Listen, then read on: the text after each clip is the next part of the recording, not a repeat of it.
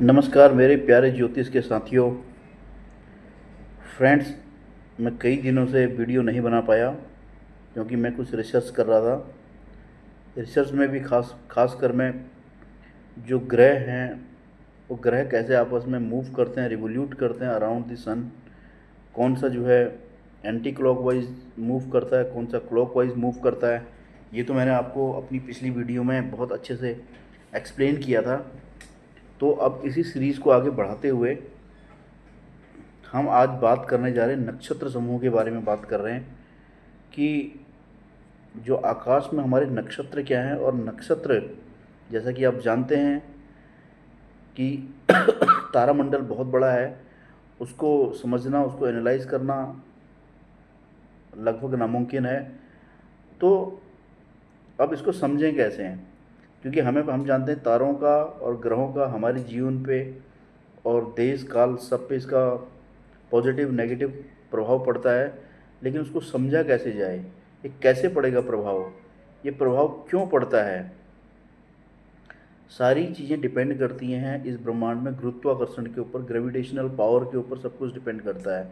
एक ग्रह का भी, हर ग्रह का, तारों का और नक्षत्रों का, इन सब का आपस में ग्रेविटेशनल पावर है। एक चीज़ चुंबक की तरह एक एक चीज़ दूसरी चीज़ को अपनी तरफ खींचती है। तो जो चीज़ अपनी तरफ किसी चीज़ को खींचेगी तो वो इम्पैक्ट तो डालेगी। अच्छी चीज़ अगर अपनी तरफ आपको खींचेगी तो आपको अच्छा रिजल्ट मिलेगा, बुरी चीज़ अगर आपको अपनी तरफ खींचेगी तो आपको बुरा रिजल्ट मिलेगा। तो सेम प्रिंसिपल जो है ग्रहों के साथ भी और हमारी कुंडली और हमारे देश काल के साथ भी एप्लीकेबल होता है। तो आज हमारा क्वेश्चन ये है कि नक्षत्र क्या होते हैं। दोस्तों, जैसे कि ब्रह्मांड में हम जानते हैं कि सौरमंडल होता है, सौरमंडल से ऊपर जो हमारी होती है आपकी गैलेक्सी होती है। और गैलेक्सी क्या है, गैलेक्सी बहुत सारे तारामंडल का समूह है जिसमें से सूर्य हमारा एक तारा है। अब जो सूर्य है, सूर्य गैलेक्सी के एक छोटे से छोर में जो है मूव करता है और सूर्य के अराउंड हमारे सारे ग्रह मूव करते हैं। तो तारामंडल जो होता है विशाल तारों का एक समूह है जो कि हमारे सौर मंडल के ऊपर बनता है। अब हम पृथ्वी के निवासी हैं।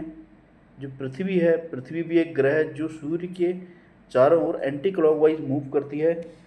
और सूर्य के साथ साथ जितने और ग्रह भी हैं, अन्य ग्रह भी हैं, वो भी सूर्य के चारों ओर एंटी क्लॉकवाइज, और एक्सेप्शन है 2 केसेस में, वीनस और आपका यूरेनस के केस में, जो कि क्लॉकवाइज मूव करते हैं।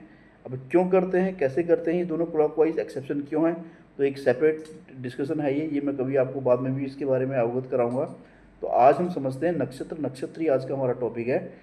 तो फिर हम क्या करते हैं इसमें समझने के लिए, तारों के समूह को हम ग्रुप ऑफ स्टार्स में डिवाइड कर देते हैं। और ये ग्रुप ऑफ स्टार्स का यूज़ क्या है, हम जानते हैं कि हमारे पृथ्वी के सबसे समीप, सबसे नज़दीक जो ग्रह है वो चंद्रमा है। चंद्रमा जो है हमारी पृथ्वी के चारों ओर घूमता है और चंद्रमा का जो रिवोल्यूशन है वो एक प्रकार का आपके लिए एक सर्कल बना देता है 360 डिग्री का। तो उस 360 डिग्री में हम क्या करते हैं, पूरे के पूरे तारा समूह को डिवाइड कर देते हैं। तो जब उसको डिवाइड कर देते हैं तो चंद्रमा जो होता है उसको पृथ्वी का पूरा चक्कर लगाने में लगभग 27 दिन के आसपास लगते हैं। तो हम इसको मोटा मोटा 30 दिन के आसपास मान लेते हैं, महीना हमारा 30 दिन का होता है। तो 27 दिन जब वो एक ग्रुप ऑफ स्टार्स में, अगर एक दिन एक ग्रुप ऑफ स्टार्स में रहेगा तो उसको मूव करने में पृथ्वी के चारों ओर उसको लगभग 27 दिन लगते हैं। तो इस हिसाब से जो हमारे नक्षत्र होते हैं, जो ग्रुप ऑफ स्टार्स हैं, वो हमारे 27 होते हैं। अभी ग्रुप ऑफ स्टार्स कैसे हैं, जैसे नक्षत्र की अगर हम बात करें तो वो जो नक्षत्र होंगे वो अलग अलग शेप ऑफ स्टार्स हैं। जैसे मान लो आपका मान लीजिए आपका मतलब दराती बन गई, या आपका मुकुट बन गया। तो ये इस तरह के बहुत सारे शेप्स को हमारे महर्षियों ने और ऋषियों ने, जो ज्योतिष के बहुत बड़े विद्वान रहे हैं, उन्होंने उन शेप्स के जरिए, जो राशियाँ क्या हैं, राशियाँ ग्रुप ऑफ स्टार्स की शेप हैं, और उस शेप के हिसाब से उन्होंने जानने की कोशिश करी कि जब भी किसी बच्चे का जन्म होता है और उस टाइम पे आकाश में कौन सा शेप सबसे ज़्यादा नज़दीक था पूर्व की ओर, जो जनरली माना जाता है, तो उस शेप उसका नक्षत्र बन जाता है। और वो नक्षत्र जो है उस नक्षत्र का इम्पैक्ट और उस नक्षत्र के देवता का इम्पैक्ट उस व्यक्ति पे सबसे ज़्यादा पड़ता है। तो फिर देखा गया कि ये जो नक्षत्र हैं, ये नक्षत्र 27 नक्षत्र होते हैं और माना ये जाता है कि जो चंद्रमा है हर नक्षत्र में एक एक दिन काटता हुआ पूरी पृथ्वी के जो है लगभग 27 दिन के आसपास लगाता है, तो ये 27 नक्षत्र कहलाते हैं। और ये 27 नक्षत्र जो होते हैं आकाश में तारों के विस्तृत समूह हैं ये। और वैदिक ज्योतिष में नक्षत्रों का बहुत महत्व है और ये किसी व्यक्ति के जीवन पर प्रभाव डालते हैं। चंद्रमा लगभग 27.3 दिन में नक्षत्रों के 27 चक्रों से गुजरता है, जिससे नक्षत्रों का एक कैलेंडर बन जाता है। नक्षत्रों का एक कैलेंडर बनता है कि आज चंद्रमा इस नक्षत्र में होगा, फिर इस नक्षत्र में होगा, फिर इस नक्षत्र में होगा। तो वैसे वैसे करके उसका हमारा जो कैलेंडर भी बना है, तो चंद्रमा की मूवमेंट जो नक्षत्रों के हिसाब से जब मूव करता है वो पृथ्वी के चारों ओर, तो उस हिसाब से जो हमारा कैलेंडर भी बनता है। अब ये कितने नक्षत्र हैं और ये नक्षत्र में कैसे कैसे मूव करता है चंद्रमा, ये हम आगे समझेंगे। लेकिन मैं मोटा मोटा हिसाब से आपको इनके नाम बता देता हूँ ये कैसे हैं। जैसे सबसे पहले 27 नक्षत्रों से पहला है अश्वनी, दूसरा भरणी, तीसरा कृतिका, चौथा रोहिणी, पांचवा मृगशिरा, छठा आद्रा, सातवां पुनर्वसु नक्षत्र, आठवां पुष्य नक्षत्र, नौवां अश्लेषा, 10वां मघा, 11वां पूर्वा फाल्गुनी, 12वां उत्तरा फाल्गुनी, 13वां हस्त, 14वां चित्रा, 15वां स्वाति, 16वां विशाखा, 17वां अनुराधा, 18वां ज्येष्ठा, 19 मूल नक्षत्र, 20वां पूर्वाषाढ़ा, 21वां उत्तराषाढ़ा, 22वां श्रवण, 23वां धनिष्ठा, 24वां शतभिषा नक्षत्र, 25वां पूर्व भाद्रपद नक्षत्र, 26वां उत्तरा भाद्रपद और 27वां रेवती। और ये तो ज्योतिष के लिए 27 नक्षत्र ज्योतिष में यूज़ किया जाता है, लेकिन एक नक्षत्र अभिजीत नक्षत्र भी होता है और उसको बेसिकली ज्योतिष में कैलकुलेशन के लिए जनरली ज्योतिषाचार्य यूज़ नहीं करते हैं। लेकिन फिर भी इसका, जैसे मान लो कभी हमने कोई मुहूर्त निकालना है, अच्छा शुभ मुहूर्त अशुभ मुहूर्त, तो वहाँ पे इसको कंसिडर किया जाता है। तो ये तो हो गए आपके नक्षत्र। अब इस नक्षत्र के भी हमारे पास अलग अलग पद होते हैं। जैसे हर नक्षत्र का 4 पद होते हैं, 1 पद, 2 पद, 3 पद, 4 पद। तो हमारे जो व्यक्तित्व में कैसे ये काम करते हैं, सबसे पहले होते हैं पद, फिर होता है नक्षत्र पद, जो कि नक्षत्र का ग्रुप है। नक्षत्र जो कि पदों से नक्षत्र बने, नक्षत्रों से ग्रुप ऑफ नक्षत्रों को अगर जोड़ दें तो हमारी राशियां बनती हैं। तो चूँकि पद लेवल पे भी अगर हम पदा लेवल पे भी अगर हम एनालाइज करना चाहें तो एक एक्यूरेट प्रेडिक्शन आती है। तो बहुत ज़्यादा डिटेल्ड कैलकुलेशन, बहुत ज़्यादा डिटेल्ड वर्किंग उसके ऊपर करनी पड़ेगी। तो इसको और इजी बनाने के लिए हमने नक्षत्र लेवल पे तो आए, और नक्षत्र लेवल पे भी क्योंकि बहुत डीप एनालिसिस है तो फिर हमने इसको राशि लेवल पे आए।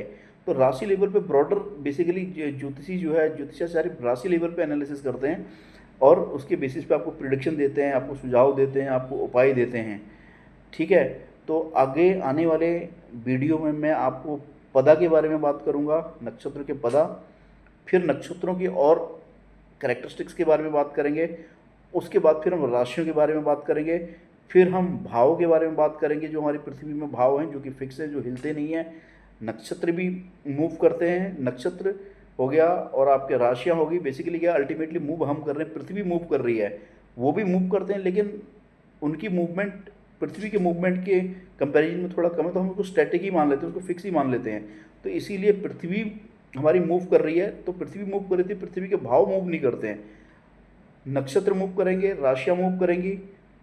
उसके अकॉर्डिंगली फिर हम देखते हैं कि किस नक्षत्र में, किस पदा में, किस राशि में व्यक्ति का जन्म हुआ, तो उस हिसाब से उसका नामकरण संस्कार किया जाता है। और उसके लिए भी फिर आपको डेट की ज़रूरत पड़ती है, टाइम की ज़रूरत पड़ती है, प्लेस की ज़रूरत पड़ती है, ताकि उस एग्जैक्ट डिग्री पूरब की तरफ निकाल से ये देखा जाता है कि ये किस राशि का है, किस नक्षत्र का है और किस पदा का है।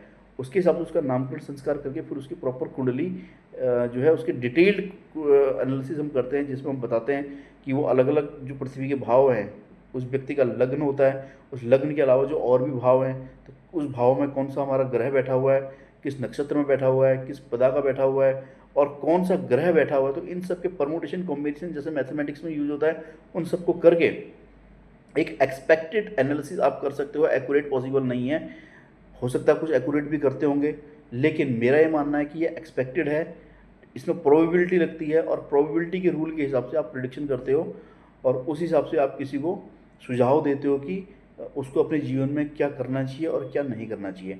तो मुझे उम्मीद है दोस्तों ये वीडियो थोड़ा सा लंबा ज़रूर हो गया है, लेकिन ज्ञानवर्धक है। इसमें मैंने वो सारे कंटेंट डालने की कोशिश कर रहा हूँ जो कि बेसिक कोई भी व्यक्ति, लेमन भी अगर इसको समझना चाहे तो ज्योतिष को समझ सकता है। और मैं भी इस फील्ड में रिसर्च कर रहा हूँ, उम्मीद करता हूँ कि आपके द्वारा भी इसमें बहुत सारा कंटेंट आए, मेरे पास कमेंट आए, सजेशन आए, एडवाइस आए, ताकि मैं और भी आपकी बातें जितनी भी आप मेरे को बोलोगे मैं उसके ऊपर रिसर्च करूँगा और अच्छी से अच्छी वीडियोज़ बनाऊँगा।